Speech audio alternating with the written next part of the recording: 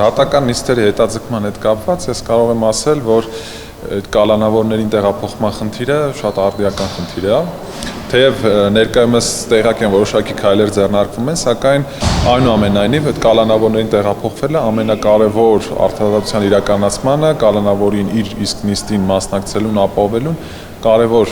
նախապայմանն է։ Ես նշեմ, որ մենք նույնիսկ պրակտիկայում ունենք դեպքեր, երբ առանց կալանավորի բացակայությամբ քննարկվել է վերջինիս կալանք խափանման միջոցի երկարաձգման հարցը, քանի որ քրեական դատավարության օրենսգրքի ներկայիս կարգավորումներում դատական քննության փուլում նույնպես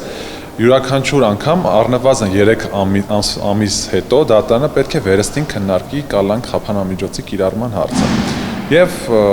թեկուզ եւ ես իմ պրակտիկայում ունեցել եմ դեպքեր, երբ անձի բացակայությամբ այն պատճառով, որ վերջինիս հնարավորություն չի եղել տեղափոխելու դատական նիստի, իր բացակայությամբ քննարկվել է վերջինիս կալանքի հարցը։ Որքան էլ որ մենք ունենք պաշտպանի մասնակցություն, սահմանադրությամբ մարդու իրավունքների եվրոպական կոնվենցիայով ապահովված է նաև անձի մասնակցությունը իր վերաբերյալ գործի քննությանը, եւ որքան էլ որ պաշտպանը մասնակցի, եթե անձը գտնվում է պետության վերահսկողության ներքո, պետությունն է պարտավոր ապահովել վերջինիս տեղափոխումը, եւ դա այն կարևոր խնդիրներից մեկն է,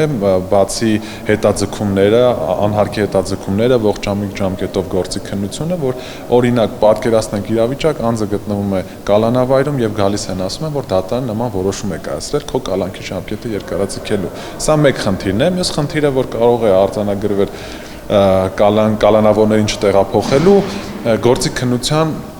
ողջամիտ ժամկետների չապահովելն է, սա վերաբերում է ինչպես տվյալ անձին, գործի քննության ողջամիտ ժամկետները վերաբերում են նաև տուժողներին, նաև հասարակությանը, քանի որ հասարակությունը տեսնում է, որ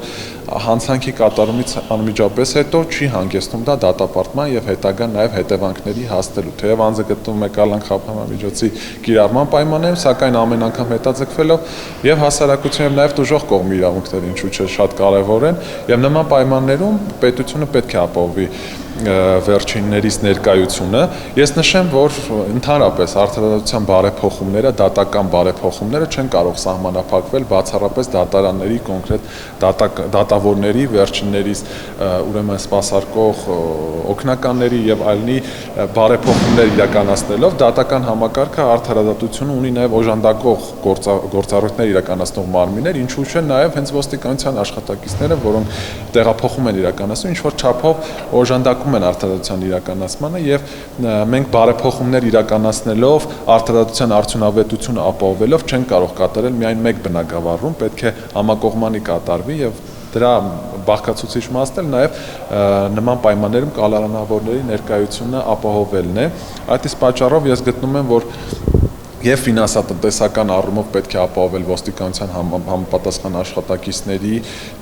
ներգրավվածությունը, քանի որ հաշվի առնենք, որ տեղափոխումը նախ ինքը այդքան էլ գրավիչ աշխատանք չէ, իմ կարծիքով, եւ հաշվի առնելով նաեւ պրակտիկան, եւ նման պայմաններում եւ ֆինանսատնտեսական, սոցիալական առումով պետք է ապահովել համապատասխան աշխատակիցների ներկայությունը, նաեւ պետք է ապահովել համապատասխան կահավորված մեքենաների առկայությունը, որպեսզի մենք արդյունավետ կերպով կարողանանք ապահովել կալանավորների տեղափոխումը։